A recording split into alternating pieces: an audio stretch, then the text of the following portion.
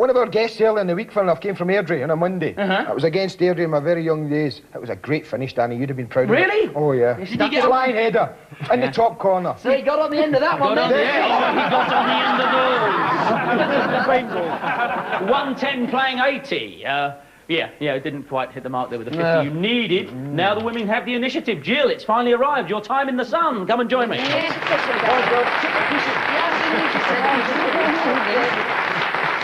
I think we should sew the cushion to your back. Taking it down. That stewardess look is so damn popular. What do you say, Jill? Where are you from? What do you do? My name is Jill and I'm from Estragan in South Wales. No, you've been rehearsing that bit. Come on, break it out. Ad-lib. What do you do? I'm a housewife, a mother. Been on game shows before? Yes, once. What was you on? Chain letters. Were you? Yeah. Oh. Did you win? I won £300. Did you? Oh, you've got another winner. Well, There's a tie-breaker between me and he beat me to the buzzer. Yeah. £300? Yeah. Well, you've got 80 quid so far here. Perhaps you could run that. Yes, say the audience. Let's see that old let's put that old show on. No, we've had that, so that's yours. Okay? Fairly easy. At home, if you don't want to know what this is, best close your eyes about now. Who was doing it when you did it? David Hamilton? Alan Stewart. Alan Stewart was doing it. He's been on here. Died. No. Who's there? Alan Stewart. Alan Stewart who? That's showbiz. Yeah. He's laughing along with this at home. He's laughing along with it. Oh, open your eyes again. And off you go. Okay. Who was that fellow who did that? Television. Who was he? Game show host we've known and loved. Yes. Who was he? A person. Like, Head, hair, tree, egg. egg. Oh, egg. Egg. Kind of, yeah, all right. I don't know. Breakfast TV. Danny, we need No. this. Come on. Egg. Oh, gosh. I'd like to hear that thing. Oh, that's it. Peas in a pod. No. Egg. And he's on the whistling. It's a television programme. Oh, a plate of cereal. Is that TV? is that food in there? Egg person. Famous for... Oh, goodness. Egg head. I don't know. Egg. TVAM. Yes, Don't say it. Don't say it. No. An equally bad drawing. They've matched the teams up nicely today. Yesterday we had an animator on, but we had Brian that's just as bad as yours, so you're okay. Yeah. What do you think it is over there? Well, any ideas, Brian?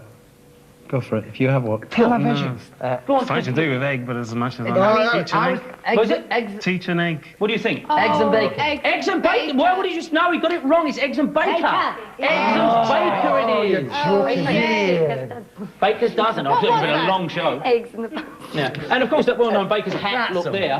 Eggs and what? Eggs and which I would have thought. But Baker did not wear 20 hats. Jill, go and sit down. You'll come back up for the speed round, I'm sure. The men are in front. The men have the initiative. 110 playing 80.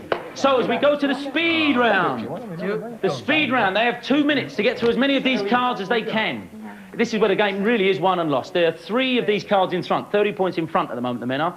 If you come up here and build up a demoralising lead, it's all over. If you want a demoralising lead, I'm your man. You're your man for the demoralising lead. What it'll mean, if the women get 4 more of these right than the men do, if they score 4 more than Andy does, they've won today. They'll only have to score 4. Andy, just take it easy. Take it easy. We only need 3. 2 minutes is a long time. God knows we know that. So there it is. At home, we've done all that, haven't we? You've got 2 minutes. You can pass only twice. No, it's illegal. That's illegal. Right, Yella, you're off next time. Okay. There it is. There's that. That's your first one. You can pass, but just twice. It's got a lot. It's stuck in, huh? Off you go. Man. Juggler. Juggler is the first one. Sea. Fish. Lips. Lipstick. Lipstick it is. There's 2. Strange to find a man who likes to win, isn't it? Body. Fat body. Fat, obesity. Fat person. Fat. Stilt. Stilts it is. Oh, Lord, we love you. Shoe. Hat. Sombrero. Car. Bubble car. Driver. Driving wheel. Steering wheel. Steering column. Passenger. Driver. Go on. Chauffeur. Oh.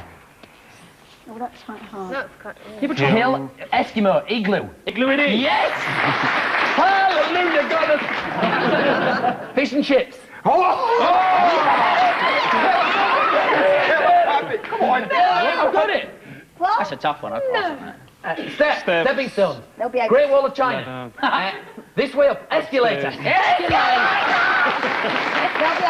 Deck chair goes. Ooh, you lumbered now. You've had your passes, son. Side by side.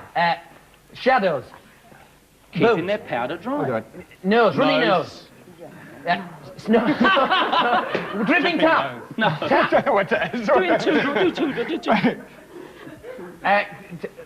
Side by side. Plus minus. Battery. Is one part. Battery negative. Battery jump leads.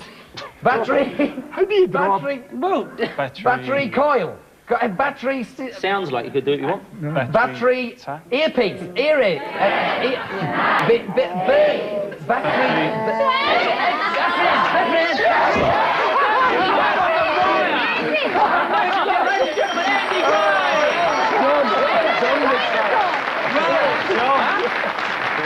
Well done.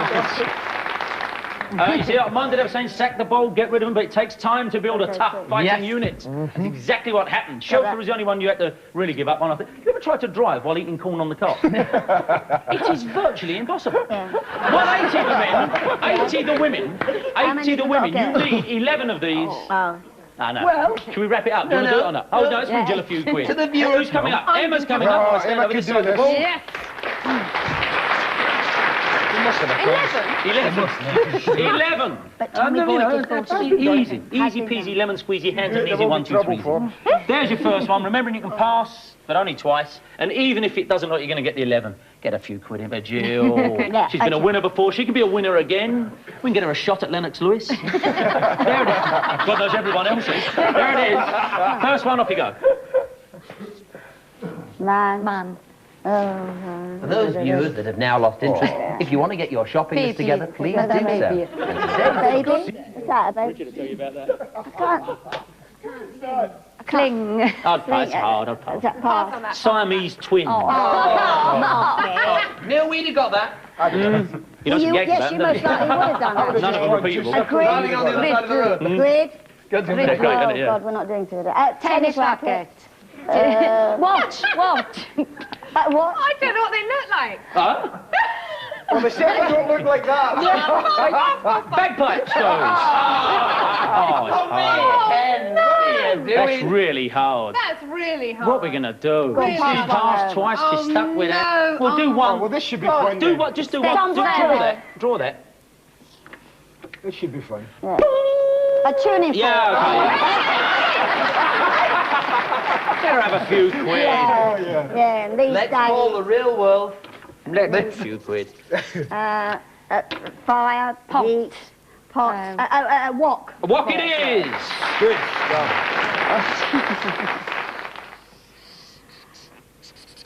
That looks like the igloo you just did. Magnet. Magnet it is. How many's that? Wigwam. Long one. Yep. Wigwam Wait it a is. second, he's getting dodgy. He's getting dodgy. No, they're not going to get 11, are they? Hot cross pepper. The clock. No. Pizza. Pizza. hang on. Oh, no, it's Pancake.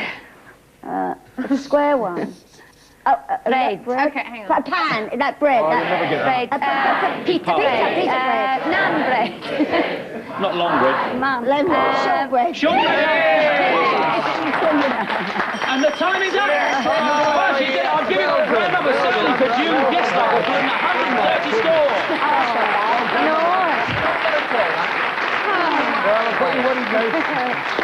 What does that mean in terms of the game? True to their word, the fellas, just when you're sitting... It is virtually the half-time stage in the series, and the men have nicked one back just before half-time. Crucial. Yeah, good plan. Crucial, absolutely crucial. In terms of cold hard cash, which I know Jill is obsessed with, she's been talking about it up here, we can't give you £300, but you've been on a superior product. That's the main thing. You know, better on your CV this show than the other one. £130 you take away with you, plus the memories. Yeah. Over here, Brian, what can we tell you? £180 plus another £100 for being champion. £280 he takes away with him. Well done. But hey, aren't we forgetting something? Because, as you know, the only thing you can get on this show that is worth more than cash itself. What has fell down? What has fallen down? Book of Football. I get my material for where I damn please, okay? Look at that. I think I might as well present that to you, the Eagle Book of Football. What? And why? 1863. What's this? It's some gay time stockings. I know a very good showbiz presenter I can give these to. You've got some gay time stockings in their original Your boxes. record was in there. The record. Your record was in Donald, there. where's your trousers? We really are in Edinburgh. We're in Edinburgh after all. Well, you get the win, lose or draw easel too. Yes. That was... What extraordinary things around here. I wonder if we can find some people's careers. 280 playing 130 was today. More importantly, 3 games played, 2 to the women, 1 to the men. Yes. They're on the road back, just like Rocky. We'll see you tomorrow for the next instalment of Win, Lose or Draw. I'll see you then.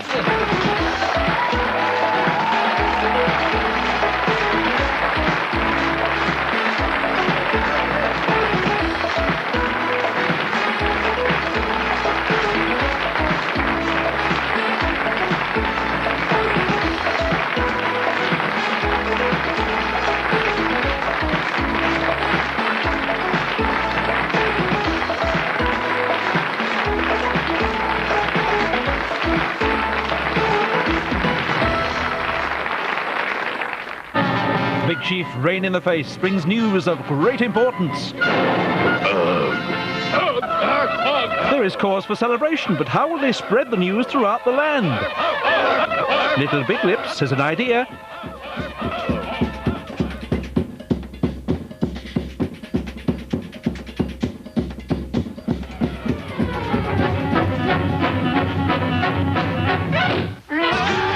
The word is out for morning programs on Granada.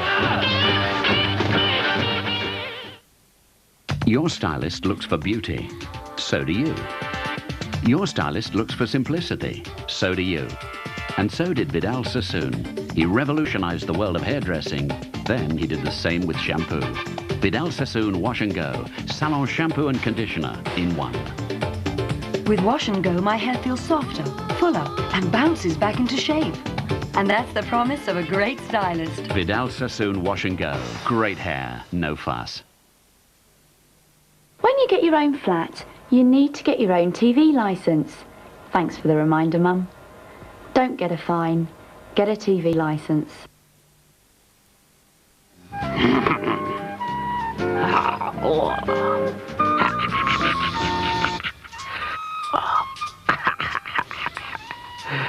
There's nothing like a good horror film. Pepper Army. It's a bit of an animal. Britain's favourite brands, Britain's favourite prices. Quick Save.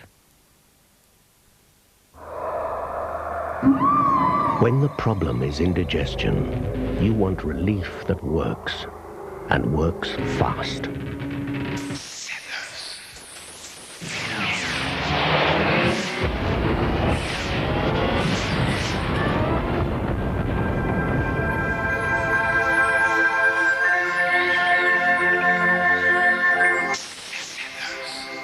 New Settlers bring express relief. Your teeth are at risk from plaque, as are their foundations, your gums. Brush with McLean's for healthy gums. Attack plaque with McLean's. In the Norweb sale, you can buy now at sale prices and not pay a penny until April. Nobody beats Norweb.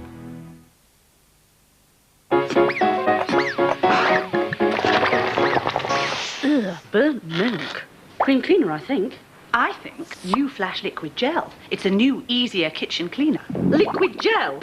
It means I have to do almost nothing. I'll prove it. Just put it on, it does the work for you. What are you doing? Nothing. What do you mean Flash Liquid Gel just melts it whilst you do nothing? But it's working and you're doing nothing. How did you do that? Oh, it's nothing. What are you doing? Nothing. That's my line. Kitchen cleaning. Now there's almost nothing to it with new Flash Liquid Gel.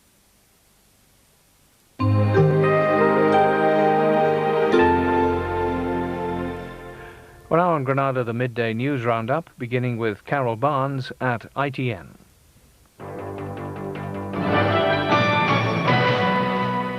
Good morning.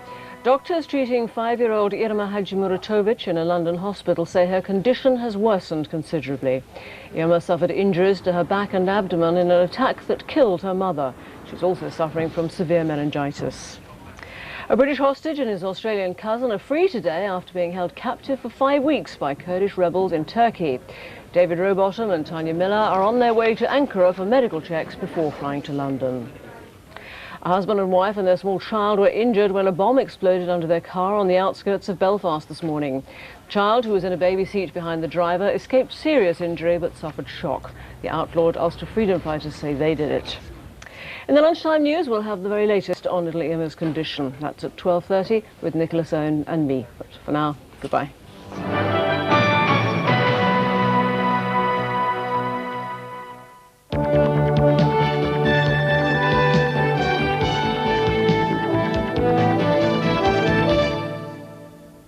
Hello there, very good morning. A man from Stockport, released after over a month in captivity in Turkey, has begun the long trek home. Patrick Snell reports.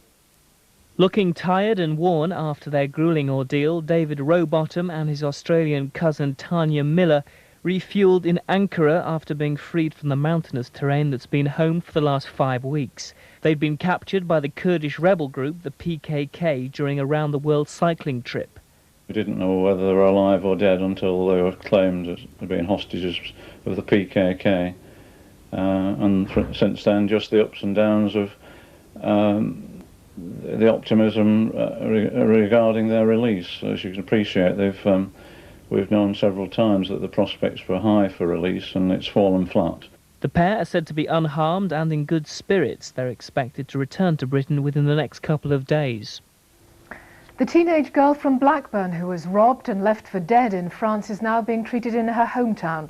18-year-old Kerry Clegg from Blackburn was flown back home last night. She's said to be comfortable but making a slow recovery in Blackburn Rural Infirmary after spending the past 2 weeks in a Bordeaux hospital. A spokesman said it's not clear how long she'll have to stay in hospital. She was found unconscious with severe head and throat injuries in a disused gravel pit last month. An 18-year-old woman is being questioned by Lancashire police after a newly born baby was found dead in a river. The baby boy was discovered in the dam at Charnock Richard. A police spokeswoman says the mother has been questioned and since release, the case has been passed to the Crown Prosecution Service. A fell walker has been seriously injured after a fall in the Lake District. Ralph Plumridge, who's 70, slipped on Placefell at Ullswater. A mountain rescue team found him and he was flown in an RAF helicopter to the Furness General Hospital, where he's being treated for multiple injuries. A castle in North Wales is to become a luxury hotel. Rank Holidays have given permission by councillors to convert Bodelwithan Castle near Rhyl into a leisure complex. The refurbishment will cost more than £500,000 and is likely to create 140 new jobs. Finally, a 20-year-old plumber who was recently made redundant is celebrating today after winning the pools. Stephen Jones from Runcorn has won around £750,000 and he thought the man from the pools company who came to his door was there to tell him about his redundancy cheque. Great news. The next bulletin is at 1:05. Hope to see you then. For now, bye-bye.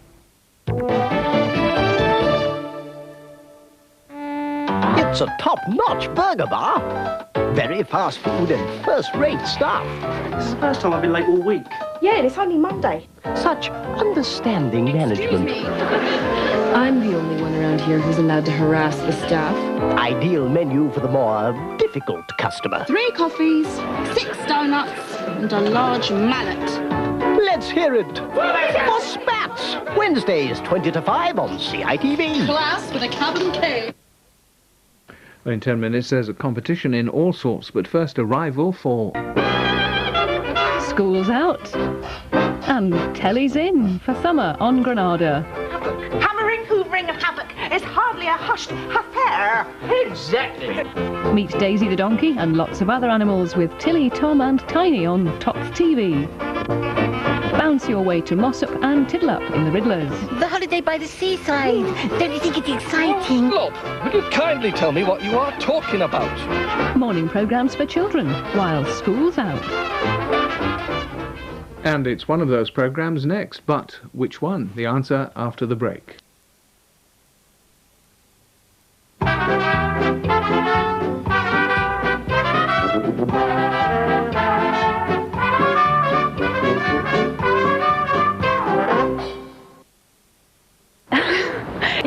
cream, but it's grown-up ice cream. Magnum, it's different. Magnum is a serious ice cream. I like to eat it slowly. You squeeze with your teeth, and then crack. It's like sliding in between silk sheets. The best bit's picking the chocolate off. It's just gorgeous. Reckless. I feel reckless. I feel guilty, but not that guilty. I wouldn't share it. Fairy Ultra Liquid has changed. New Fairy Colour keeps colours bright. Just imagine it, because Fairy cares for colours.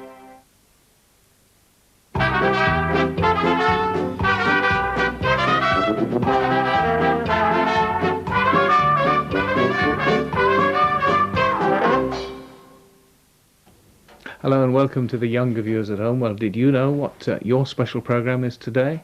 It's Wednesday, so that means it's all sorts.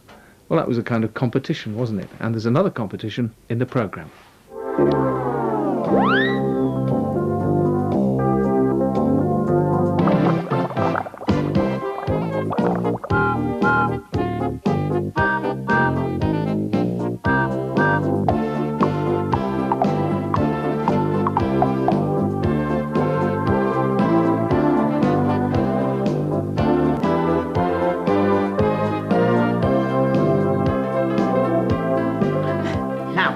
Try again. One more time. You ready? Ready. And go. If a poodle has a paddle in the middle of a puddle and the poodle is your best friend's pet, don't let the muddy poodle paddle near to the people or the people that he paddles to will end up wet. Phew! What's that? 13 seconds. Oh, hopeless. I should be able to do a simple tongue twister like that in, under 10. Like him on my cupboard. See? That is the world tongue twister champion. Blabberbox Birch. Yeah. He can do Peter Piper picked a pepper in 0.25 seconds. God, what a competitor. Now, Jay, how many have you got there? Oh, 3 and this one. Oh, right, come on then. What's all that about? Now, should be some more in the shed. I think there's 1 or 2 round the back. What are they doing? Messing about with boxes. Ordinary boxes? I think so. What good are ordinary boxes to anyone? They're useless at tongue twisters. Which one's this box? Now, that's Box Clever Heather. She won the Brain Boxer Great Britain competition, you know. Actually, I thought I might enter myself this year. You? Yeah, why not? I got this book to help me, you know. Look. Quizzes for boxes? Yeah, go on, test me. All right. There. Gosh. There's loads of them, JJ. Question 1. Which box discovered America? Answer. No box at all. Correct. Question 2. How many boxes have been Prime Minister? Answer. No. Correct. You see, it's easy. Now, here's the plan, JJ. Everyone has to build something using these, and whoever builds the best thing wins. Brilliant. Who decides? What? Well, who decides who's the best idea? Well, it's a competition about boxes. Yeah. So Box can be the judge. Right. Who invented the steam engine? What? Correct. James Watt invented the steam engine. You're too good at this, Box.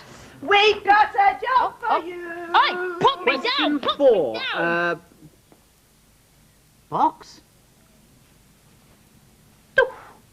So Jiffy and I thought you could be the judge. Yeah.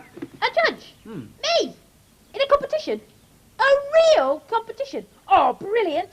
Bonzo, you have to have a go too. Oh, have a go at what? Yeah, you've got to make something using these boxes. And I'm the judge, and what I say goes. And no cheating, or it'll be the red card, and then I'll All right, Box, calm down. Right, my go first. Right. Let's see now. Yeah, I'm going to move these out of the way. Right. There.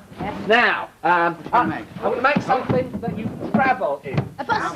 Yeah. A train? Aeroplane. An aeroplane? No, not an aeroplane. A bicycle? You travel... I know what it is, it's easy. It's a racing car. Not a racing car. Oh, that's so difficult. Something you travel in the water. In the water. Speedboat. Speedboat. Ship, sort of ship. A yacht. Well, look. Canoe. A There's canoe. a seat in the middle, right? In the middle. Oh. Yeah. And then here's another clue, right? A paddle. It's got That's a something paddle. that goes up, going... Yeah. A snake. It's a periscope. Oh, that's pathetic. The submarine. Right. Pathetic. Very good. Look, okay, now it's my go. Right. Go on then. See if you can guess this. Well, do better than the last. Right. Now this here Another is its tail. An animal. Aha, yes. Hey. I thought you'd guess that.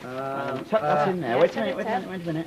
A There's the tail. cat. No. A rat. There's the body. A rat. And this is its head. It's a Scotty dog. There you go. It's a Scotty dog. Yeah. No. It's Woodlouse. a dinosaur. What's a dinosaur? Oh, it's a huge animal that lived a long time ago. And did it look like that? Well, a bit. Oh. Right, oh, it's my turn now. Yes, your turn. I'm Do going to better. get the biggest box Right. and turn it that way up, Yeah. see? Yeah. And then we all have to get in it. Oh, all of us? Yes, of course. Come on. Ah. Aye. I wonder what the record is for the number of people in one cardboard box. Not many, I shouldn't think. Right, do you know what it is? A tin of sardines. No. No. Right, well, I'll give you a clue. Yeah. This Mm. is the basket. Oh, like a fruit basket. I know. We're bananas. Oh, you can say that again. No. Imagine there are ropes coming up from here, and right at the top is a Big chicken. An elephant. a balloon. Yes, it's a balloon. So we can fly. Here we go. Ooh, here we go. Going up in a balloon. Just imagine that. We'd leave the ground and fly high Off in the ground and then straight through the We'd fly clouds. so high in the sky that we'd probably pass by the moon. In a balloon. In a balloon. Just imagine that. We're up in a balloon. Just imagine that. Land on a planet And start to explore it. and look for a dinosaur. There! What? I saw it. A huge brontosaurus. Look, he's enormous, the The biggest biggest that we've ever seen. Better make our escape. By balloon. Submarine, let's go. Under the sea. Just imagine that. Down where the fish and the octopus swim. He's funny. And him. But watch out. There's a whale, look, See, there's its tail. Look, thrashing about in the foam. Ah, what's that in the dark? It might be a shark. Maybe it's time we went home soon. In my balloon. Just imagine that. In my balloon. Just imagine that. There's not much room. There isn't. Careful, JJ. Flying in JJ's balloon. All right. Don't get so carried away. They're only boxes. Oh, what am I saying? Only boxes. Okay, Box, what's the verdict? Yes. Come on, Box, tell us. What? You've got to tell us. Which one's best? I don't know. They're all pretty pathetic. But which was the winner? The winner is... Yes. The winner is... Yes. I'll tell you after... After what? After the story! No. Yeah, story.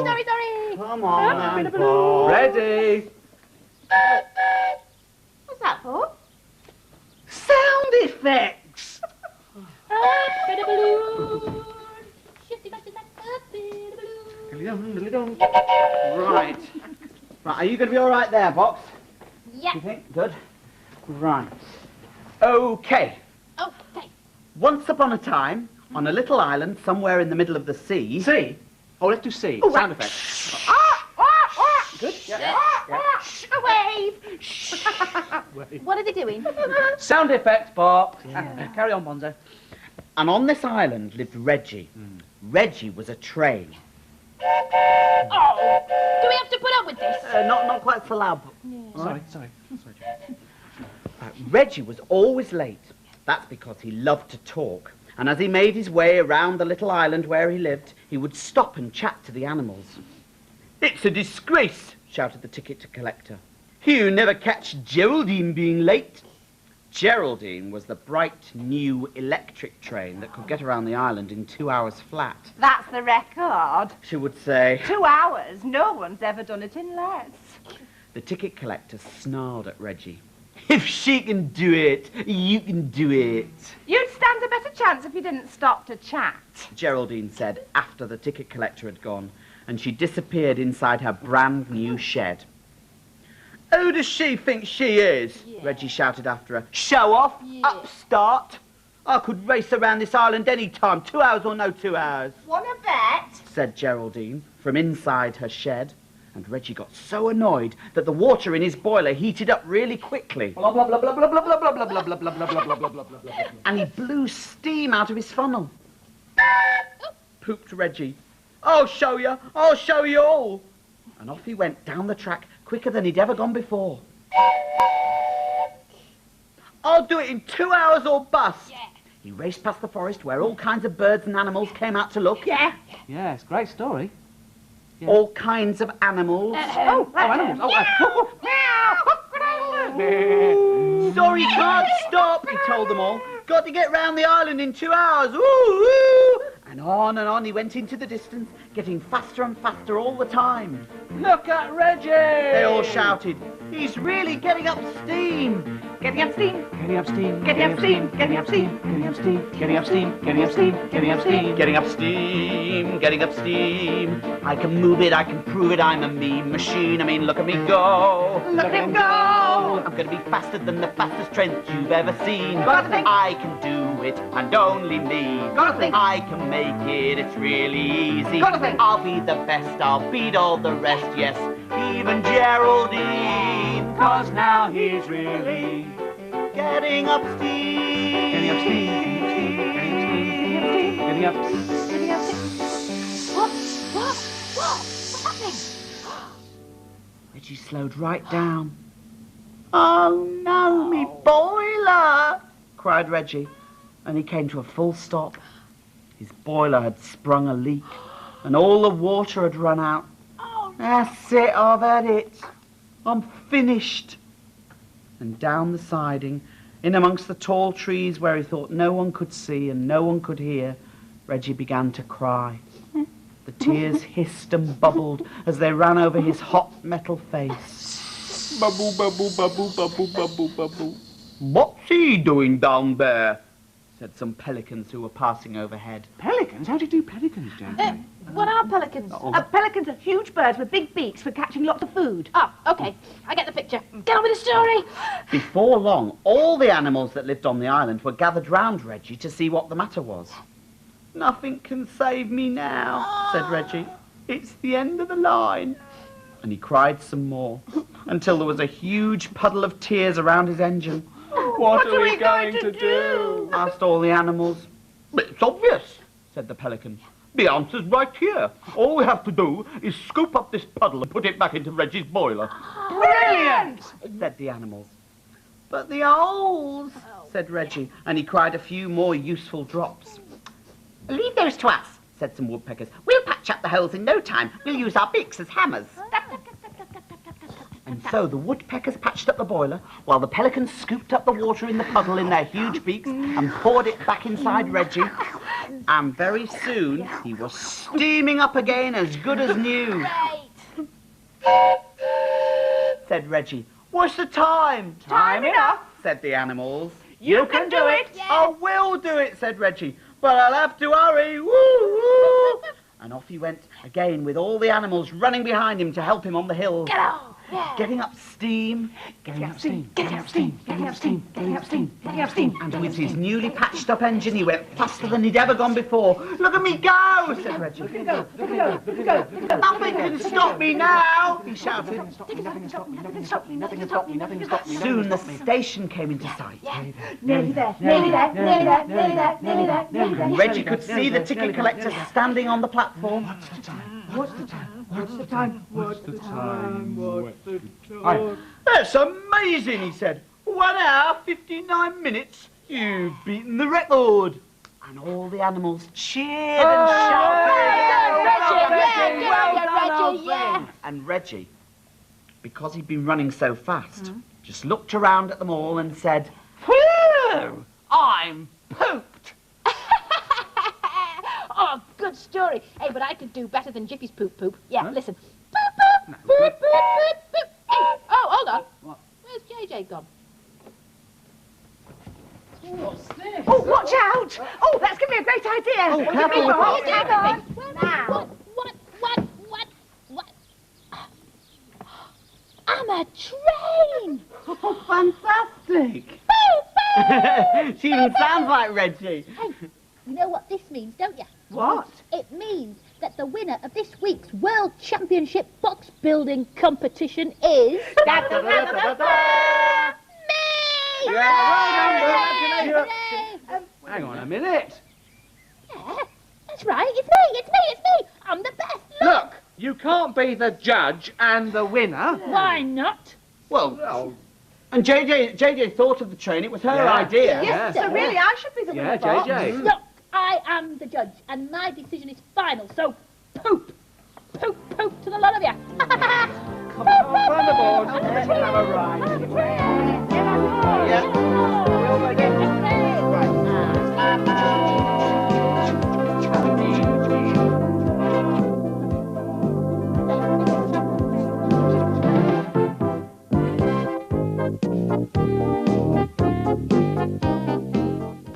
Well, that's all for now, but don't forget Children's ITV at 10 to 4 this afternoon. There's Foghorn Leghorn and Scooby-Doo. You'll enjoy that. So join us then. Bye for now. Mrs. Redwood found that with the children always breezing in and out and Dad's home improvements, she could do with a hand preparing an exciting meal. And the hand gave her bachelor's pasta and sauce. Succulent pasta with a delicious mild cheese and broccoli sauce. Everyone wanted more, even those who were stuffed. Pasta and sauce, another helping hand from bachelors. Pain like this could mean you have sensitive teeth. But here's a solution. McLean Sensitive. It tastes like an ordinary toothpaste, but with regular brushing, McLean Sensitive's advanced formula targets the cause of the pain. Microscopic holes that lead straight to the nerve. By sealing those holes, McLean Sensitive helps stop the pain of sensitive teeth. Fast. McLean Sensitive. Seals the holes, relieves the pain. Cock-a-doo! Cock-a-doo-doo-doo!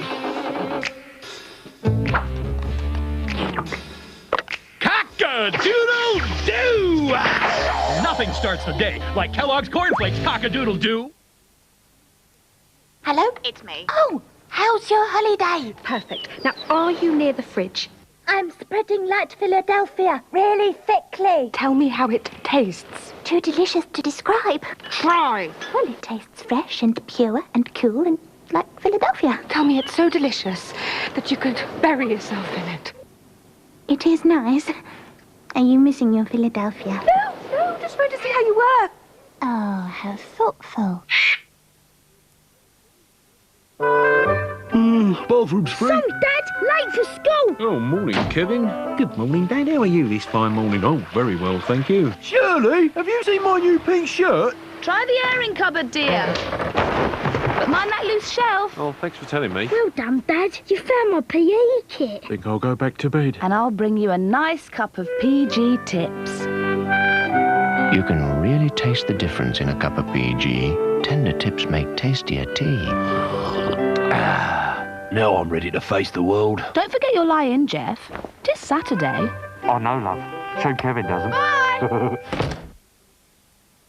Can you make regular savings on your washing powder? Now I can, with the new refill tin from Ariel.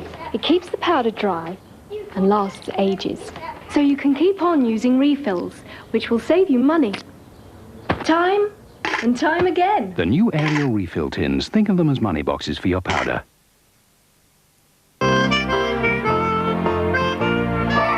Everyone felt stuffed after bachelors gave a helping hand with pasta and sauce. Your father is dead. An innocent liaison. So demanding, Isabel.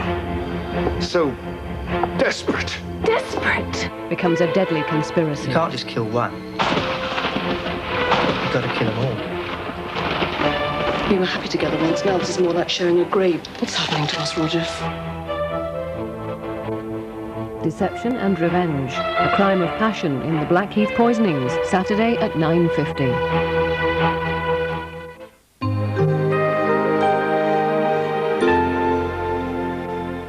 This is Granada. Over now to ITN.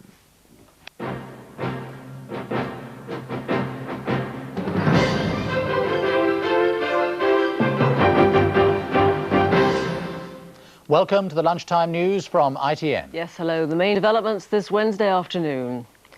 5-year-old Irma's condition worsens. We'll have the latest from Great Ormond Street Hospital in London. The British hostage and his Australian cousin are freed by Kurdish rebels in Turkey. We'll hear from his family. Police women in Ulster are to be armed for the first time. And Allied war graves are desecrated in Holland. Police hunt the vandals who did it. And as the little girl from Sarajevo struggles for life in London, we ask, what more should and can be done to help Bosnia's wounded children? Are they being used by the West in a cynical attempt to draw attention away from the fighting? That's today's Talking Point. Irma Hadjimuratovic, the 5-year-old Bosnian girl airlifted to London, remains unconscious and very sick today after her condition worsened overnight. She's been given drugs to keep her heart going because of her severe meningitis. Messages of goodwill and support have continued to flood into the Great Ormond Street Hospital. Within the past half hour, Irma's father thanked doctors and asked the world to help the other wounded people of Sarajevo. Letters and toys arrived at London's Great Ormond Street Hospital by the sackful this morning, sent by thousands of well-wishers watching the progress of the 5-year-old. To Irma, with love and best wishes from us and our 2 children, and to all the innocent victims of this dreadful war. But Irma isn't making progress at present. This morning, hospital staff revealed her condition has worsened. Overnight, there has been a marked deterioration in Irma's condition. She's requiring drugs to support her heart, and she underwent an emergency scan, which confirmed that further spinal surgery would not be helpful at this stage. Irma has developed severe bacterial meningitis, a brain infection, due to her shrapnel wounds in her spine. She's on powerful antibiotics to treat the infection. I think the delay in treating this injury has inevitably made things worse than they would have been otherwise. In shrapnel wounds, it's very important to operate early and give antibiotic treatment early. And if there's a delay in 11 days, like there was in this case, it means things take a much more serious turn than they would have done otherwise. A short time ago, Irma's father, who's been at her bedside for the last 36 hours, appeared in public for the first time since their arrival in England. He thanked doctors for treating her and then made this heartfelt appeal. I Bosni i Hercegovini da prestanu ove patnje, da se ovo ne dešava više što se meni desilo. I, as an ordinary man, appeal on this world to help Sarajevo, to help people of Sarajevo, to stop suffer, to stop all this what they are now suffering. Doctors say they are still hopeful, but stress that Irma is a very sick little girl. The next 24 hours will be crucial. Anya Sitharam, ITN, at Great Ormond Street Hospital. The Bosnian Serb army, positioned on a mountain above Sarajevo, today insisted it was pulling back as promised. Below them in the city, the frustration of trying to help Sarajevo's wounded children continues. Doctors and aid workers are desperately trying to match a flood of offers of help with the children who need it. At Sarajevo's Kosovo hospital this morning, the doctors tried once again to ask the UN if their young patients had any chance of being evacuated. The phone lines were engaged.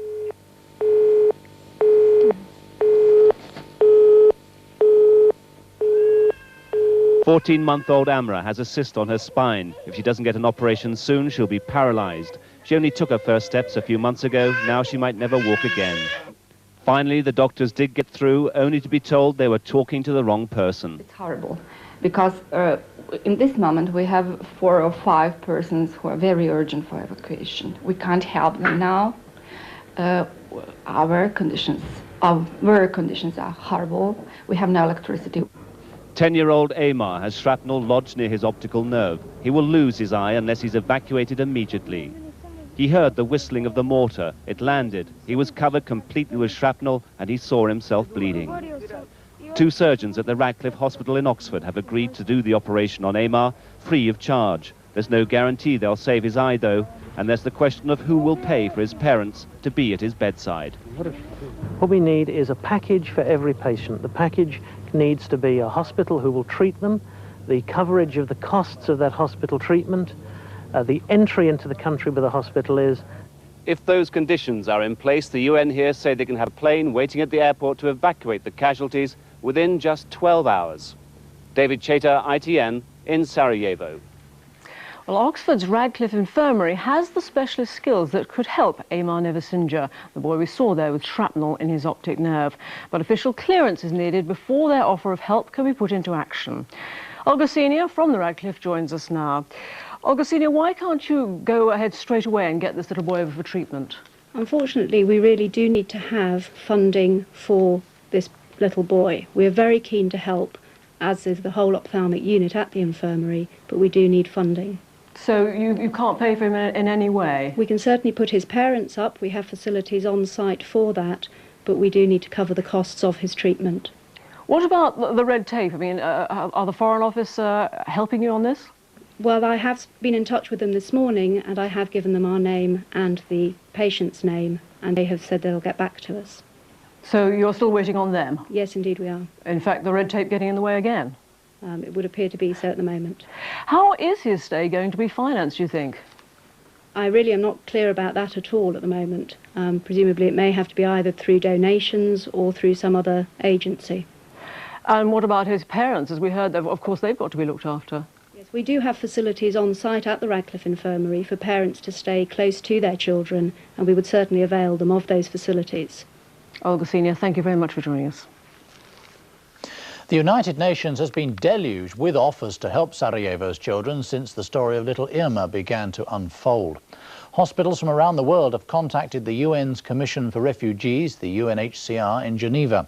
Silvana Foa of the UNHCR in Geneva is on the phone now. Well, Silvana Foa, is there now hope that a lot of other children can be treated? Yes, there certainly is. We're so happy here. We're rushing these offers to our medical coordination committee, and they're trying to match patients' needs with the offers.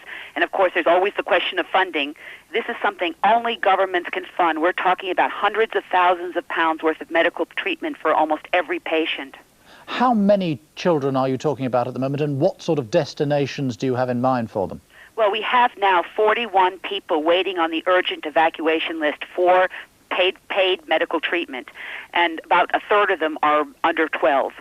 And they'll hopefully be going to the United States, the UK, Sweden is offering. We're getting so many offers. It's like Christmas here. Now, you mentioned the problem of money, and we've heard that here, hospital in Oxford talking about that. What can be done? Does it need a new funding operation to be set up, a new charity somewhere where people can ring in and donate money? What is the answer to that? I think the cost of this is so high that really this is only something governments can deal with. It's just, we're talking maybe 200,000, 300,000 pounds per patient. Most of these are not broken bones. These are kids without faces anymore who need really extensive reconstructive therapy. So I don't see that ordinary citizens, although every cent helps. And do you find governments in the main helpful? Yes. And I think now that governments realize the extent of the problem. See, this is something that's really just come up recently as the facilities at Sarajevo hospitals have really degenerated with no electricity and no water. So in the last couple of months, things have gotten so bad in Sarajevo hospital that we have this waiting list of patients. Silvana Foa in Geneva, thank you very much indeed. Thank you. And we'll have more on the plight of Bosnia's sick children in Talking Point. That will be in part 2 of our programme. The British man and his Australian cousin held hostage by Kurdish rebels in Turkey for 5 weeks are celebrating freedom today. David Rowbottom from Stockport and Tanya Miller were in high spirits after their release. They're on their way to the Turkish capital, Ankara. Then, after medical checks, they'll fly to London. The couple were on a round-the-world trip when they were seized in southeast Turkey. They were released in deserted countryside at Goraymak in the east of the country. The sweet taste of freedom for David Rowbottom and Tanya Miller, enjoying a meal in the Turkish town of Takvan just hours after their release by the PKK. Apparently none the worse for their time as hostages, though David, an engineer from Stockport, has acquired a beard and a healthy appetite. There's a chance to catch up on the press coverage of their ordeal since being taken hostage on a cycling holiday in eastern Turkey. And a quick call home to Mum. I have someone who wants to talk to you. Mum! I'm free! Yeah, I'm fine. We're both all right, yeah. Good morning. A British hostage and his Australian cousin are free today after being At David's home in Stockport, the moment his parents had hoped and waited for. Pictures of their son, safe, well and free. He looked very relaxed and happy. I think David's lost a bit of weight. I'm not sure. I think Tanya might have done also, yes, but they seem fine. Looking forward to having them home? Oh my goodness, of course we are. Yes, we really are looking forward to that moment. A champagne day for David's family, a rare high point in an agonising 5 weeks. The low point was when we thought we were being released and it didn't happen. That was a very, very low point. And you don't think this experience will have cured David's wanderlust? Not at all. No, I don't think No. it is. It's just, I mean, there's been a 12-month adventure so far. It was intended to last for 2 years, and this is just a part of that overall experience. That's the way he will see it.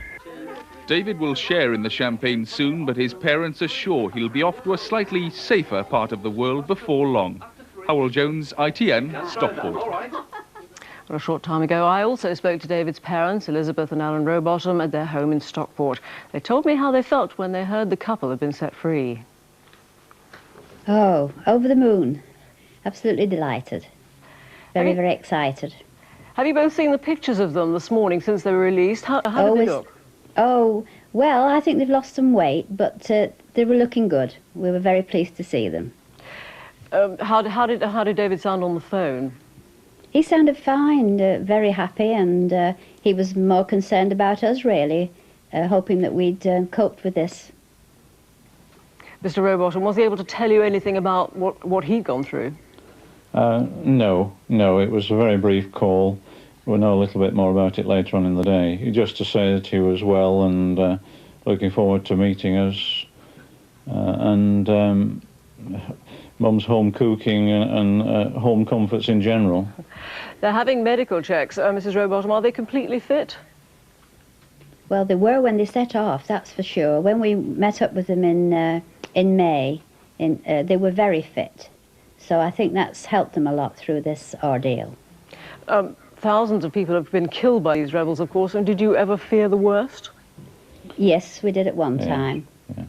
There had to be a risk of just simply being held by the Kurds, even though they didn't intend to harm them. There was always the risk from attack from the military by air and on the ground, of course. They did come under attack a couple of times, and it got very scary. So I think that was the main risk. Will you try and keep him at home now? We shall have our say about the wisdom of continuing in the way that he has done. But I think he's fairly intent upon carrying it on, the trip to Australia at least, and just by what means at this point in time we're not sure. Thank you very much indeed for talking to us. Police women in Northern Ireland are to be armed for the first time. All 800 of them will carry guns from next April.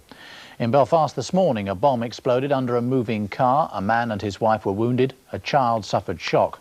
Loyalist terrorists say they did it. Women officers deployed on the streets of Northern Ireland have until now relied entirely for their safety on heavily armed male colleagues. But they have long demanded the right to carry arms themselves, a right which has been bitterly contested in the past by the male hierarchy in the force. But the current Chief Constable has announced that to maintain equality of opportunity, the 800 female officers should be trained and have weapons issued to them by April next year. On a day-to-day basis, it means, I suppose, that patrols will feel that wee bit more secure and stronger in that all patrol members, if necessary, can be armed. In the past, the government has paid out over £250,000 in compensation to women officers. Experts say the decision will allow women to play a more equal part. There have been a number of women officers killed in explosions and shot in incidents in the past. I don't think it'll make them any more or less of a target than they have been. Indeed, in some cases, it will enable women to play a more proactive role in defending a patrol. This morning, officers were called to the scene of the latest loyalist bomb attack. The UFF planted a device under the car carrying 33-year-old Frank McAteer, his wife and their 18-month-old boy. Miraculously, all three were able to climb out of the vehicle. It's believed it's the first time the UFF have used such a bomb. There's nobody let them be security forces or ordinary civilians should be subjected to this type of attack. A short while ago, the family was said to be comfortable in hospital. Eric McInnes, ITN Belfast. An all-party group of MPs has condemned the way the government awarded the Trident refit contract to the Devonport dockyard instead of Rosyth. The Defence Committee dismissed as unsafe the government's claim that Devonport's bid was the cheaper option. It says the bidding process was flawed and potentially unfair. Israel's Supreme Court today delayed a decision on whether to make John Demjanjuk, acquitted of being Ivan the Terrible, stand trial on new war crime charges. Earlier, Israel's Attorney General said he believed there should be no second trial. Demjanjuk was cleared last month when the Supreme Court said it was impossible to prove that he operated the Nazi gas chamber at Treblinka in Poland. There's outrage today after vandals desecrated more than 200 Allied war graves with swastikas and Nazi slogans. It happened in the Netherlands. The cemetery at Nijmegen, near the German border, has more than 1,600 war graves, including those of Britons, Canadians, Australians and New Zealanders.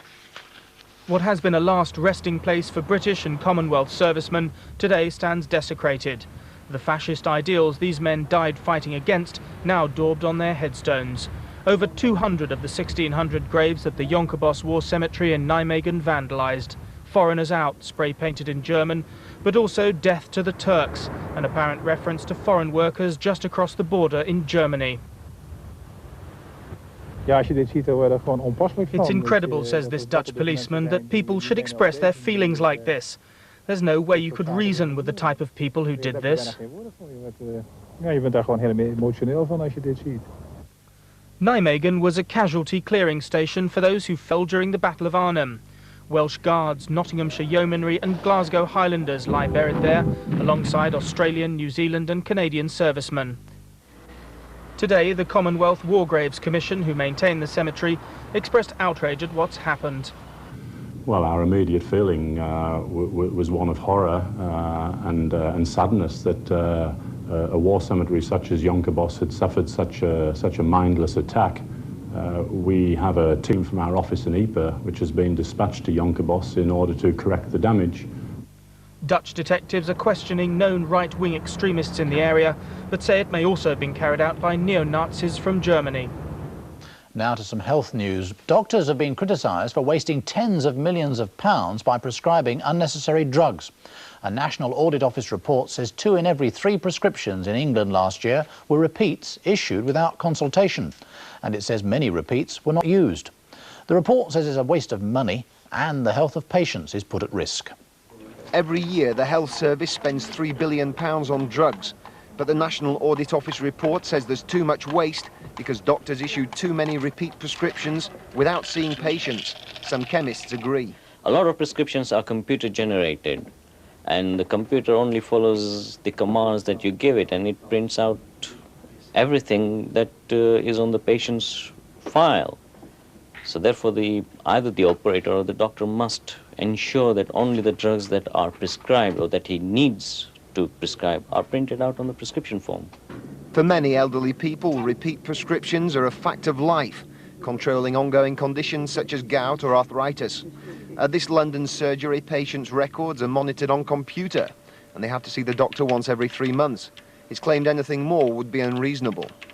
If you are stating that you would wish us as doctors to see every single patient who comes in demanding or requesting a repeat prescription and has a full checkup every time, our appointment system would be overflowing.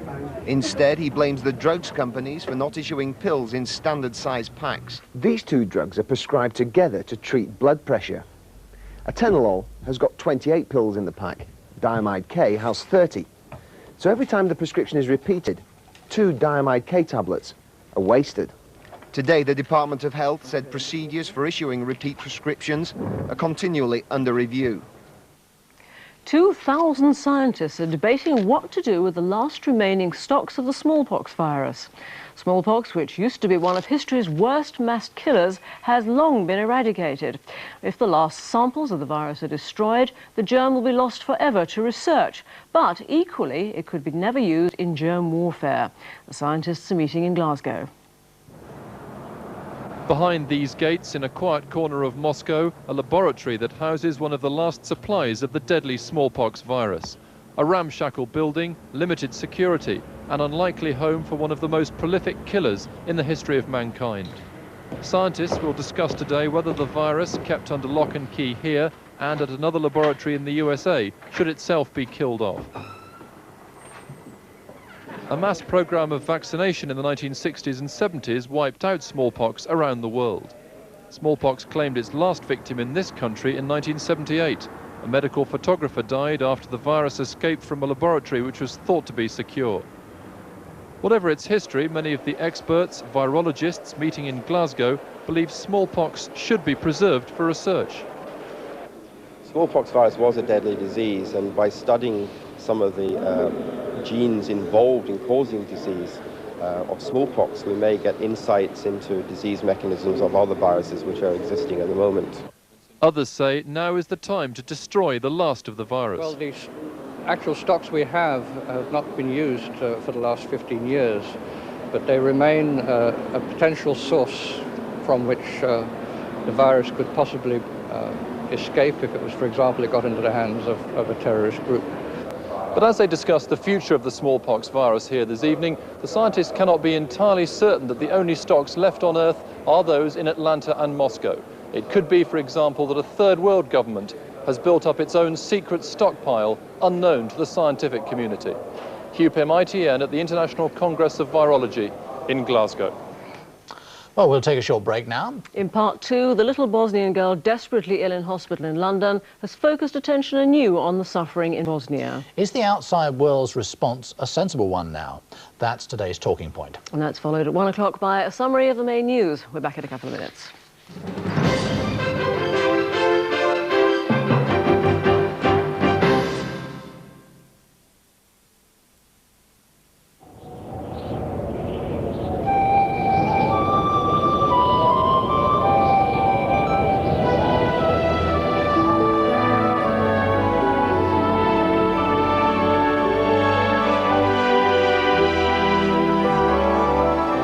Everybody's favourite view can be a rewarding view in the West Cumbrian Photographic Competition. Pick up details when you come to the Sellafield Visitor Centre. I'm a big kid, look what I can do. I can wear big kid pants too. Introducing Huggies Pull-Ups, disposable training pants for boys and girls. They fit like underwear, protect like a nappy, and have tear-away side seams, just in case they're needed. Ideal when your child's ready for potty training. Mummy, wow! I'm a big kid now. I'm not here to tell you about how far Fairy goes or how good it is on grease. I'm just here to tell you about the absolutely wonderful fresh lemon smell Lemon Fairy gives you when you're washing up. Lemon Fairy, the very zest of lemon liquids. Don't be so mean to your hair. Damage caused by everyday washing and styling soon adds up. Protect your hair with VO5 Hot Oil Conditioner and now new VO5 Hot Oil Shampoo. VO5 Hot Oil Conditioner penetrates and conditions deep down. Its patented formula is absorbed into the hair, restoring it outside and in. So, 1 minute once a week, VO5 Hot Oil Conditioner, and all through the week, VO5 Hot Oil Shampoo, to maintain soft, shiny, manageable hair. VO5, the hot oil system. For just £399 at British Gas, you can choose from not one cooker, not two, but 6 with free fitting and interest-free credit. 6 free squadron.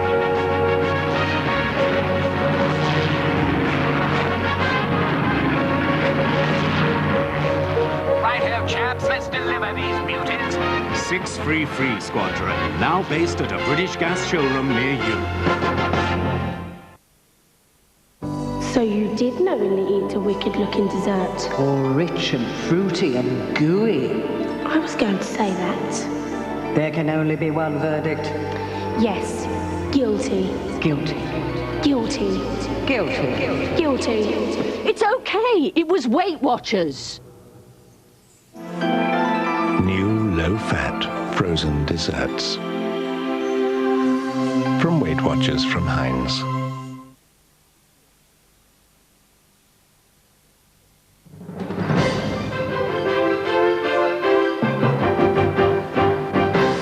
Welcome back to part 2 of ITN's Lunchtime News. Time now for today's Talking Point. The case of Irma Hadjimuratowicz has caught the world's attention. A public outcry spurred the British government and aid agencies into action. Others in a similar plight may be helped too. But is it all too little, too late? Does it address the nightmare facing so many people in Bosnia, especially the many sick and wounded children and adults who are hidden from the cameras? Well, with me now, Richard Miller of CAFOD, the Catholic Fund for Overseas Development, and The Guardian's Maggie O'Kane, named Journalist of the Year for her coverage of Bosnia. Maggie O'Kane first. You've seen the appalling suffering of the people of Bosnia at first hand. Do you welcome what's being done for Irma and what might be done for other children? I welcome what's been done for Irma, but I think the tragedy is that last month Ms. Sogat of the UNHCR appealed to donor governments. She asked 43 governments and said, we desperately need someone to take in these children. There wasn't a single reply to that appeal. And the tragedy is that when Irma, if she dies, and when the story goes off the front pages, people will again forget what's happened. So I think that the overall question isn't being addressed, and the overall question is that you don't pick shrapnel from children's backs after they've been hit. You stop the attacks on the city, and all the indications are that the Serbs, despite giving pledges that they were going to come off the mountains, are now, as we hear reported today in the Washington Post, going up the hills again with skull and crossbones on their tanks. And I think that's an indication of what's going to go on. There's going to be a lot more Irmas. So really distracting attention to some extent from the real issue. Well, I think it brings it home to people what the suffering is and makes people understand that it could be, really understand what's happening. But the real issue is, how do you stop the attack in Sarajevo? Richard Miller, surely it's better to do something, even if it's a little something, than nothing at all. Well, of course, it's always better to light a candle than curse the darkness. But there's an awful lot that needs doing. There's 3.5 million refugees in Bosnia. There's desperate housing needs. And there's a whole winter programme that needs to be developed. The UNHCR hasn't got enough money for that programme at the moment. We ourselves have a massive relief operation in Bosnia. It needs £2 million a month. We only have half of that.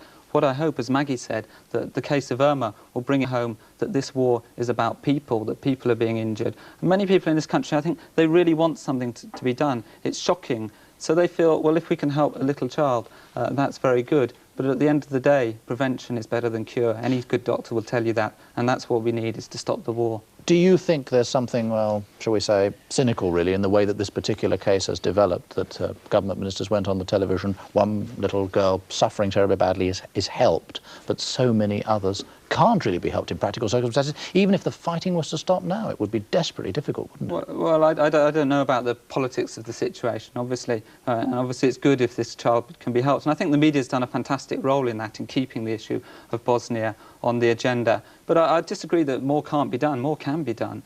There's UN resolutions on the table at the moment about safe havens, about getting humanitarian aid through, and there isn't the means to implement those resolutions. It's no use if you say, well, I'll give you £1,000 if you haven't put it in your bank account. The governments have to back up their promises with real action. Right, Maggie, okay. I don't think it's a question of the means. I think it's a question of the political will. And I think what we've seen is there has been a lack of political will to deal with the issue. It's continually dissipated. Every time we get a movement towards taking some real action to deal with the problem, we get a pullback, particularly from the British and French government. But let's be clear, what do you mean? Do you say that RAF planes should now be flying over those mountains outside Sarajevo and dropping bombs on the Serbs? Surely that would cut off all aid, mean that any hope of rescuing and helping other little children would be completely gone, wouldn't it?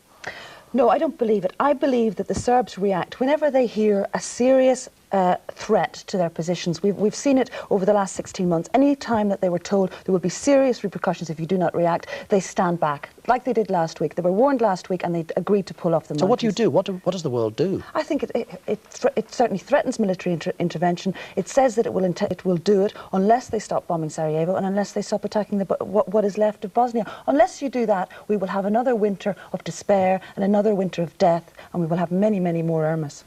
Richard Miller, would you agree with that? We've got to threaten and then presumably got to be prepared to do something. Well, I mean, our job's getting humanitarian aid through. What we would say to Would politicians... that job be made harder if what Maggie's talking about was done? Well, I mean, we would have to see what the outcome is. Our people will be there, will stay there. They're local people. They're not going to go away. We do need the UN to take action, and we need politicians to stick to their promises. We heard earlier from Silvana Foa and others about the expense involved in all this. It's a massive amount of money per child, isn't it? How is that going to be funded? Well, at the end of the day, I assume it's got to come from governments. It is a huge amount of money, £200,000 to £300,000 per child. We need £2 million a month to help 100,000 people, and we've only got half of that. So this is the difficulties of working in humanitarian aid. You could help 3 children or you could help 50,000. Very briefly, a lot of people at home will say to themselves, well, how can I help? They will want to help, despite all the politics, despite all the problems. There's some way that they can? Oh, yes, definitely. And I think that's a very valid response. And all the aid agencies, CAFOD ourselves, we have an appeal for funds. And many of the main agencies will receive money and will either get it to Bosnia or will help people here. Richard Miller and Maggie O'Kane, we have to stop there. Thank you both very much. It's just gone 1 o'clock and time for a summary of the main news.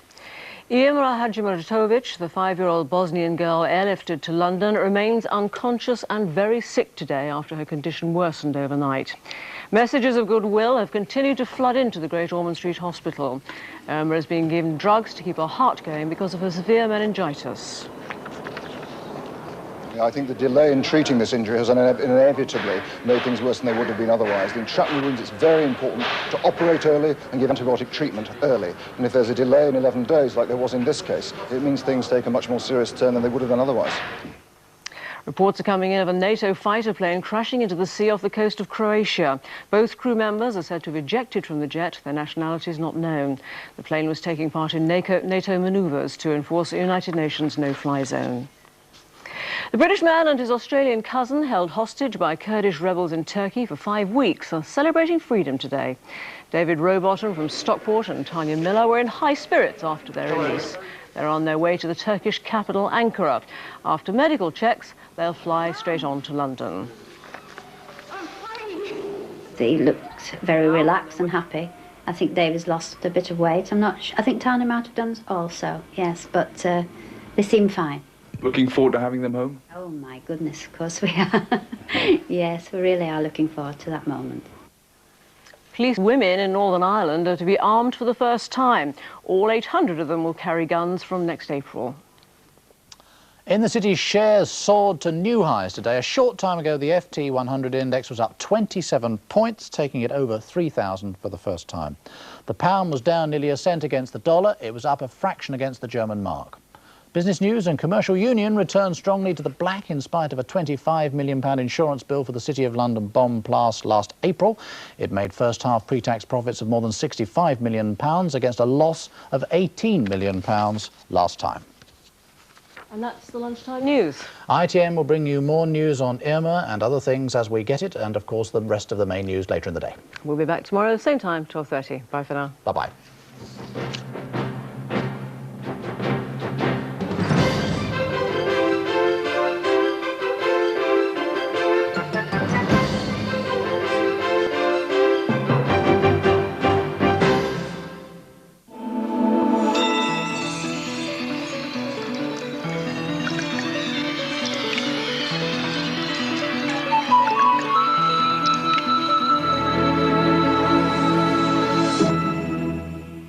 Hello, good afternoon. Well, it's been rather difficult to avoid the dull, damp weather today. The best of the weather's been way up in the far north in Shetland. Here's the culprit, an area of low pressure. It's going across the Scottish borders at present, been moving out into the North Sea. But its frontal systems are likely to plague us for a while yet. So we still have plenty of rain across central Scotland. It's beginning to improve in West Wales. There is yet more rain to come for the southwest.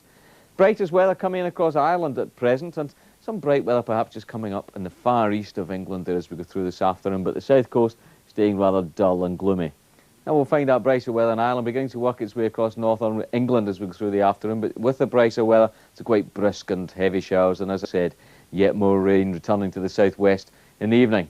Temperatures at the best in any brightness, 21 and warm, 70 Fahrenheit, but very windy in the south, and certainly very much colder further north. 13 in Glasgow, for example, it's 55. Now, through the night, yet more rain to come in across England and Wales, so quite heavy bursts, as the rain in the far north and northeast begins to slowly but surely peter out. Well, that's about it from me for the moment. Here's tomorrow's summary chart.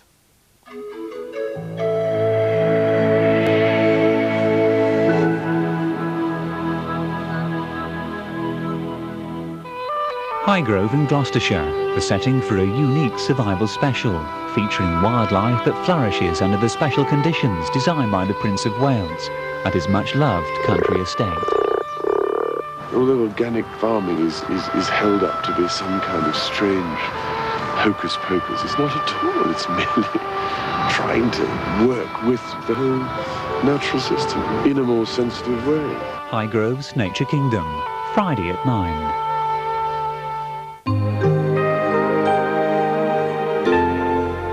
And after a look at the day so far in the northwest, we join Hazel Barrett in the Granada newsroom.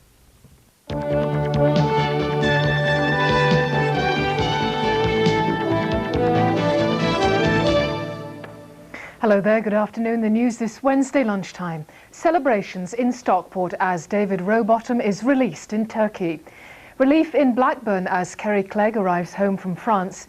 And champagne in Cheshire. The man who thought he was getting his cards gets rich. First, the father of David Rowbottom, kidnapped with his cousin Tanya in Turkey, says his son's ordeal is a lesson to all go-it-alone travellers. But as Trevor Green reports, it was champagne all round at the family home in Stockport when the news finally came through of the couple's freedom. As news of the freed round-the-world cyclists came through, at David's home in Heaton Moor in Stockport, it was time for celebration. David and Tanya. David. David and his cousin Tanya Miller set off on a bike ride to Australia last year, but in July were seized and held hostage for 5 weeks in a remote part of Turkey by the rebel PKK group of Kurdish separatists. This warning is not getting across to people, so there must be a more conscious effort to warn people of the risks of visiting this particular area. I think this must be made known, and quite specifically known which areas to avoid. David, a 28-year-old engineer who's 6 feet tall, keeps fit with squash, swimming and cycling. I think they've both lost weight, and I mean, we can expect that because they were very short of food that they could eat. The ordeal of David and Tanya has captured the imagination of the media. Their kidnapping has meant that the cause of a little-known guerrilla group in Turkey has received worldwide attention. David and Tanya, meanwhile, hope to be back home here in Stockport in the next few days. The Lancashire teenager who was robbed and left for dead in France is now back at home in hospital. 18-year-old Kerry Clegg from Blackburn was flown back to Britain last night. Alison Tarpey reports. Kerry had sailed to France hoping to find work fruit picking, but just days after her arrival she suffered horrific injuries in a knife attack which left her with 6 stab wounds to the head and neck. She was found unconscious in a gravel pit near Bordeaux. Kerry was to have flown back to England last Friday, but there were complications. Instead, it was only yesterday she was considered well enough to come home. She's now being treated at Blackburn Royal Infirmary. She was accompanied by a family when she came last night. Since she came, she has been assessed, and obviously we need to do investigations as to her future management. And at the moment we are doing those tests and investigations. She's being examined by an orthopaedic consultant, and her family will learn more about her condition in the next few days. The body of a Lancashire man has been exhumed from its grave by police, who say they're investigating suspicious circumstances surrounding his death. 25-year-old Donald Morby from Nelson died from cancer 8 weeks ago. Police are refusing to comment on reports claiming that his death was a result of a mercy killing by a doctor. The investigation was launched after Mr. Morby's widow contacted the coroner. A new high-tech system to crack down on car crime is being launched by police throughout the northwest next week. The manufacturers of the system, Tracker, are giving the police the equipment for nothing, but motorists will have to pay. As Tim White reports, it's claimed the new device is very effective indeed. For a one-off payment of around £350, motorists can hide a tiny microchip inside their car. If the car's stolen, the device is activated and the vehicle located by specially equipped police cars from up to 5 miles away, and in an average time of just 2 hours. From next week, every police force in Britain will be equipped with the Tracker equipment, which electronically pinpoints in which direction a stolen car is going. This device will be fitted in at least 30 different places in the vehicle. Even the owner himself won't know where it's fitted. And yes, it will assist us greatly. Hopefully it'll have a deterrent effect as well. We'll also be able to recover vehicles that we wouldn't ordinarily get our hands on. In a demonstration today, Merseyside police traced a vehicle fitted with Tracker in a little over 10 minutes. Of these 630,000 vehicles stolen in Britain last year, 250,000 were never recovered. It's hoped that this new system then can make a significant impact on car crime. And if the American experience is anything to go by, it should do, because there, 19 out of 20 vehicles fitted with the device have been recovered. Now, everyone's dreamed of it, and not a lot of people achieve it. Winning the pools is what I'm talking about, and for a plumber in Cheshire, his dream really has come true. Stephen Jones from Runcorn has just lost his job. Jerry Burns reports. 20-year-old Stephen Jones always wanted to meet model Cathy Lloyd. His win on the pools gave him the chance. Stephen had forgotten to check his football coupon and was completely unaware of his good fortune. The first he knew about it was when Littlewood sent their representative round to his house at Halton Lodge in Runcorn. Stephen was expecting news about his redundancy cheque after losing his job with a Widnes plumbing firm. We wouldn't be able to sit round and drink champagne and stuff like that all the time. I still want to get back on the tools and stuff. Once a plumber, always a plumber, as they say. I just love the trade, and I just love doing things every day, doing something different. I mean, someone else's different house and stuff like that, so it's going to be the same. Today he was told he'd won a third share in this week's £2.3 million national jackpot, a total of £775,555.35. His winning stake was just £1.08. He now says he'll be making sure Mum and Dad are financially secure and wants to start his own plumbing business. Lucky man. Now, the best-loved vessel on the River Mersey should finally leave Liverpool today. Mark Goff reports. The Royal Iris, immortalised in the Jerry and the Pacemakers song Ferry Across the Mersey, was due to sail from Liverpool yesterday. But her short voyage from the Stanley Dock to the Mersey came to an abrupt halt when the rope snapped and it became wedged in the quayside. On the third attempt, the Royal Iris inched her way through the lock gates and into the river, but too late to start the voyage to Cardiff. Today, the grand old lady of the Mersey will leave her home port for the last time. That's it so far. In Granada tonight, we meet the trade union with real muscle. Fred Talbot goes looking for a shower, but not a wet one. And we meet the desert children who've hardly ever seen